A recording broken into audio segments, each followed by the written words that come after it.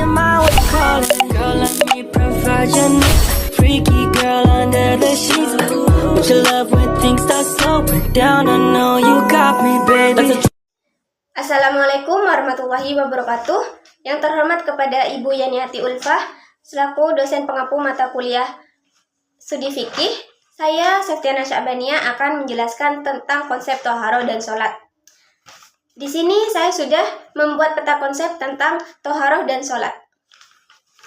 Materi pertama yaitu toharoh. Toharoh menurut bahasa adalah bersih dan murni dari segala macam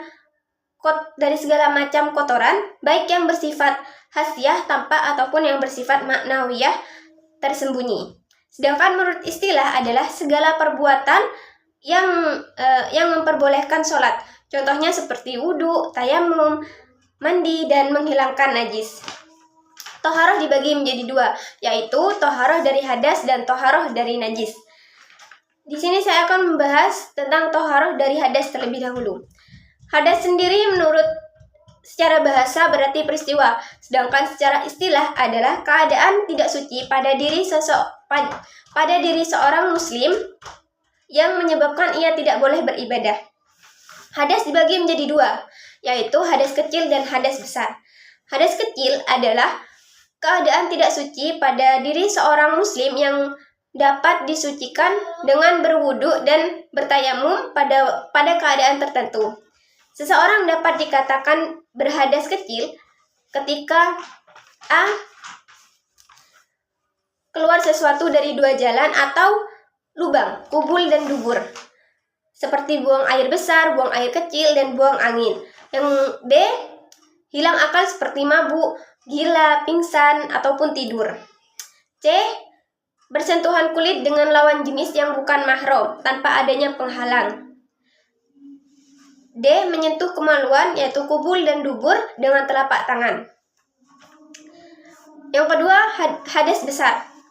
Hadas besar adalah keadaan tidak suci pada diri seorang muslim yang dapat disucikan dengan mandi besar atau mandi junub.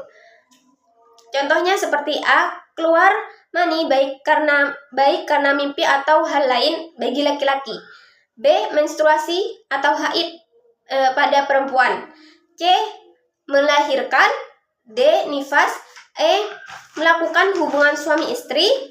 F. meninggal dunia kecuali bagi orang yang mati syahid. Selanjutnya toharoh dari najis. Najis sendiri secara bahasa adalah kotoran, sedangkan secara istilah adalah kotoran yang menjadi sebab terhalangnya ibadah seseorang untuk beribadah kepada Allah. Najis ini dibagi menjadi tiga, yaitu yang pertama najis mukhafafah. Najis mukhafafah ini adalah najis ringan, seperti air kencing bayi laki-laki yang belum berumur dan masih belum makan apapun kecuali ASI. Cara mensucikannya adalah dengan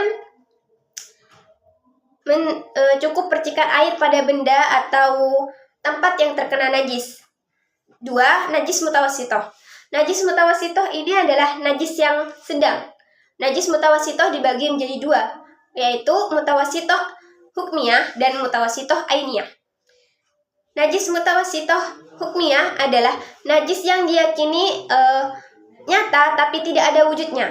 Cara mensucikannya adalah mengalirkan air pada benda atau tempat yang terkena najis. Sedangkan najis ainiyah adalah najis yang tampak wujudnya dan bisa diketahui bau atau rasanya. Cara mensucikannya cukup dengan menghilangkan wujud, rasa, dan bau dan warnanya menggunakan air suci. Contohnya seperti darah dan nanah. Yang ketiga ada najis mughalladah. Najis mughalladah ini adalah najis yang paling berat, karena mensucikannya pun harus secara bertahap. Seperti yaitu dengan membasuh sebanyak 7 kali, dan 1 kali diantaranya harus mencampurkan air dan tanah yang suci.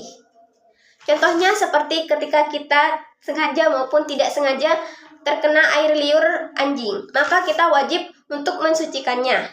dengan cara tersebut. Selanjutnya materi kedua yaitu tentang sholat. Sholat secara etimologi artinya adalah doa, sedangkan menurut istilah adalah ibadah dalam bentuk perkataan, perbuatan. Menurut istilah adalah ibadah dalam bentuk perbuatan, perkataan tertentu dengan menghadirkan hati yang ikhlas dan khusyuk. Diawali dengan takbiratul ihram dan diakhiri dengan salam menurut syarat dan ketentuan dan rukun yang telah ditentukan oleh Allah dan Rasul-Nya. Hukum sholat 5 waktu adalah wajib bagi setiap umat Islam yang sudah mukallaf, baligh dan berakal.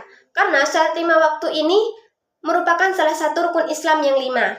Barang siapa mengingkarinya ataupun sengaja tidak melakukan sholat, maka ia termasuk orang kafir atau murtad.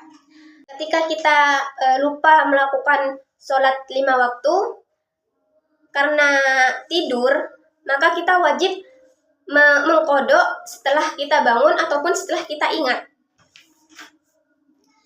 Selanjutnya, keutamaan sholat.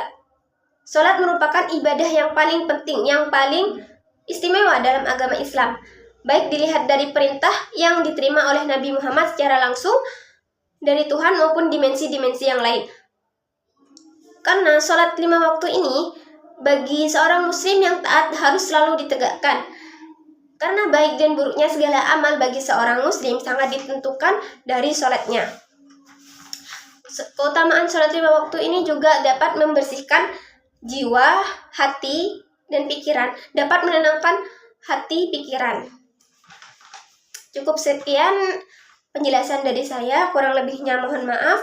Wassalamualaikum warahmatullahi wabarakatuh.